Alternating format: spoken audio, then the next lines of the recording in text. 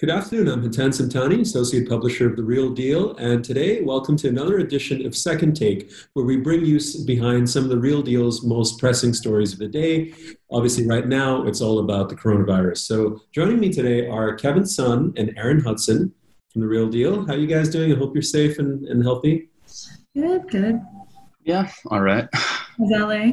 Well, LA's fine. It's been all right. But I wanted to get started, Erin, with the story that you did, a really fascinating story about how co-ops and condos there's this memo going around. Real estate attorneys have been sharing this memo about maybe advising clients, co-op boards, that they have the option to sue residents in their buildings if they don't, if they don't follow the rules of quarantine at this time.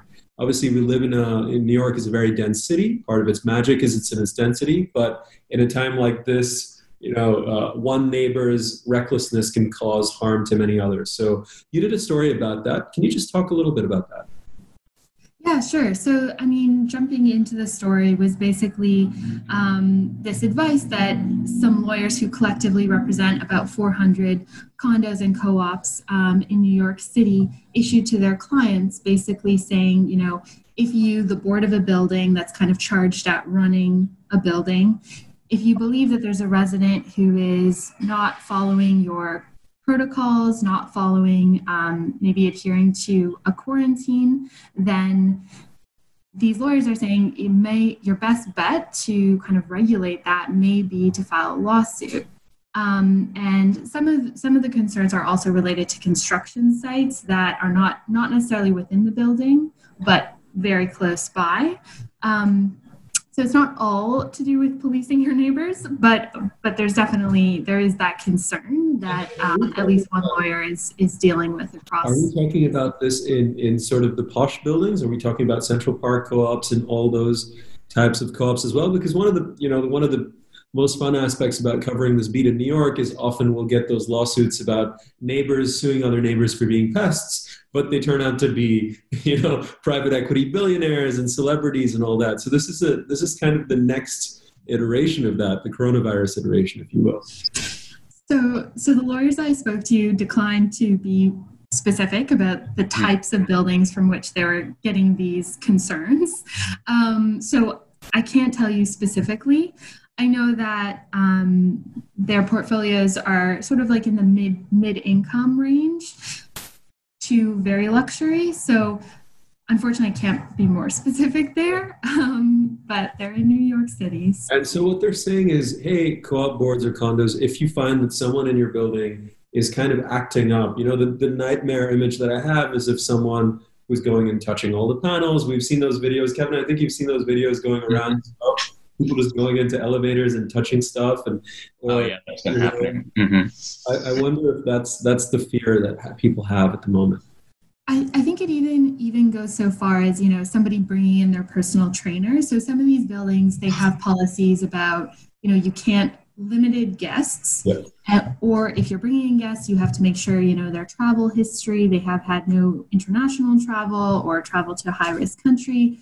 So if somebody, for example, was going to bring in a personal trainer, that could be against a building's policy. Or if somebody maybe lives alone and they're supposed to be in quarantine, but decide to take out their own garbage when, in theory, some buildings would have a policy in place where someone's going to do that for them so that they don't leave their unit. Mm-hmm. It could even be, so right now, some buildings are not allowing anybody to move in or out. Right. Or like short-term construction projects are not supposed to be happening in some buildings. But if some unit owners were to, decide, and that was some of the concern that at least one lawyer was kind of talking about, is that, if someone decides they're going to move out, you may not see it happen or realize that it's happened until too late. So the exposure time may have already happened. Mm-hmm. So that's sort of the criticism of this idea of turning to the courts and, filing a lawsuit to try and stop this unsafe behavior, is that this virus can spread so quickly that it really only takes a second. And so it may be too late by the time you go to file your lawsuit.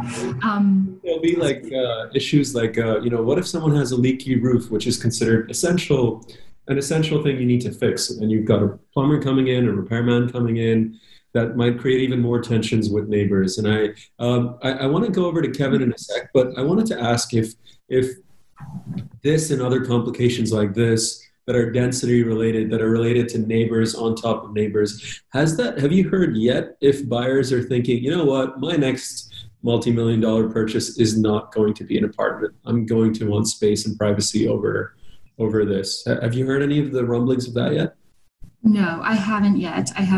But just to seize on to one aspect of what you were mentioning before is that, so if, for example, like a leaky roof, a lot of like plumbing, like there are essential services and there are types of construction that is allowed to happen in units, but the building managers are going to take some pretty extreme precautions. So like they'll ask, especially if someone has had exposure or has symptoms of the COVID-19 disease, then they'll ask them to, go into a separate room. So I think, they will work with someone. I think in the case that I was reporting on, it was really to do with very, serious issues where, there's 20,000 people, 20,000 cases. So I don't think these would be frivolous. That's the tone that I was picking up, is that this isn't just, little neighbor disputes.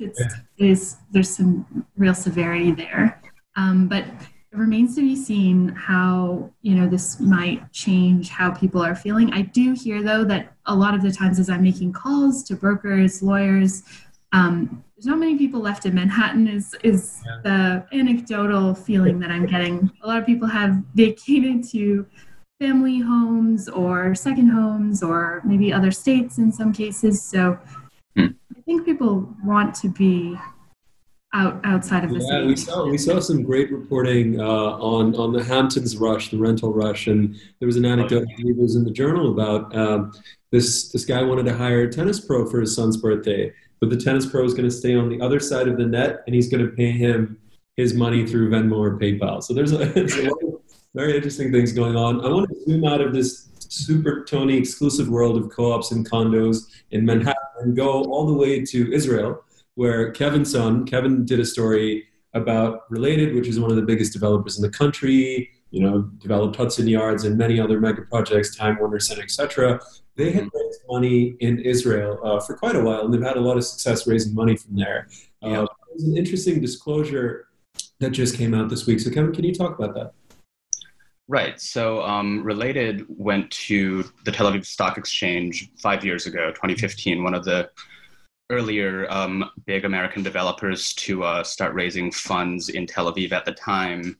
And I mean, they had great success there. Their bonds traded well. No one ever really brought up any concerns about them until 2 days ago, basically, when Related put out their annual earnings for 2019, which included a comment that they had a working capital deficit of something like a little under $200 million. Mm-hmm. And most of this was due to the fact that this September, Related's going to have to pay off about $200 million worth of bonds that it issued 5 years ago. And these bonds have a term of 5 years, and it's just bad timing that this is happening in the middle of an economic crisis now. So what the auditors said in their report, which was included in the earnings report, was that there are now substantial concerns about the continued existence of the company as a going concern. Mm-hmm. And just to be clear, when we say the company, we're not saying Related companies as a whole, but this entity that's registered in the British Virgin Islands, which is used to issue bonds in Tel Aviv. And this company owns 10 properties, or more accurately, it owns stakes in 10 properties, mostly in New York, one in Chicago, one or two in New Jersey, I think.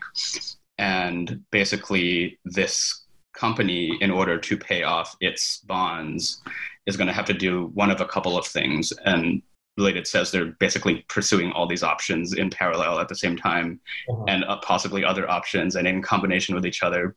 But basically, they're going to try to refi, take mezzanine debt on, or sell some of their properties in this portfolio, or try to issue new bonds in Tel Aviv, which people in Tel Aviv are thinking is not likely to happen under certain current market circumstances. So there's some doubts there, especially with like questions about what property values are going to be, and like the availability of financing with the capital markets the way they are. So yeah, and basically after this earnings report came out, this was released like after market close in Tel Aviv. So the next morning, their bond prices tumbled like nearly 30% to start trading and ended up like down 15%. And then S&P also downgraded their bonds all the way from A plus to BBB, so like jumping 4 notches. Wow. Yeah. And that increased their interest rate also from 5.1% to 6.1%. So basically, it just seems like a lot of people are very concerned all of a sudden about this company that had been like doing very well. Yeah, and this wouldn't just apply to related, right? This is a lot of, and just to step back, the reason that people went to Israel for money is that the money was relatively cheap compared to getting conventional financing in the US. That's part of why they went out. Right. That was a big part. And also because you could get this financing without having necessarily a mortgage on your properties. These would be secured by interest in a corporation, and it would be like slightly less, like if you were to default on these loans, you wouldn't lose your property necessarily also. So there was like that factor as well. And just because this segment really is about sort of getting behind the story, what's been great about that for reporters when they go and do this, whenever a big company goes and files in Tel Aviv, we get really happy because that means they're registered as a public company, right? And they have to have more disclosures and more transparency, which is notoriously very difficult to get, right? Like the reason we know anything about how much money these companies pull in and make is because, you know, the likes of Extel Development and Related and All Year have gone to Israel to raise money. And as a result, that's been a journalistic, I guess, boon for us, right? Yeah, absolutely. Especially with some of the smaller developers in Brooklyn that don't talk to reporters, or it's like our primary source of information on some of these players who are a pretty big deal in Williamsburg and places like that.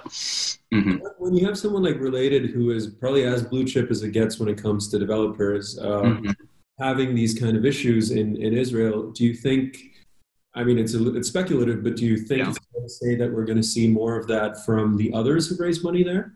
It seems